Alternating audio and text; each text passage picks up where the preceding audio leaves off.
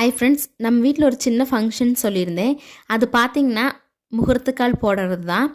அதுக்கான நவதானியம் வைக்கிறதுக்குள்ள துணி வந்துட்டு ஃபஸ்ட்டு டேவே ரெடி பண்ணி வச்சுட்டோம். இது பார்த்திங்கன்னா வெனஸ்டே மார்னிங் எல்லாருக்கும் இட்லி வந்து செஞ்சிட்டு இருந்தேன். நான் வந்து ஒரே ஒரு டைம் தான் இட்லி ஊற்றினேன். அதுக்கப்புறம் அம்மா தான் எல்லாமே பார்த்துக்கிட்டாங்க.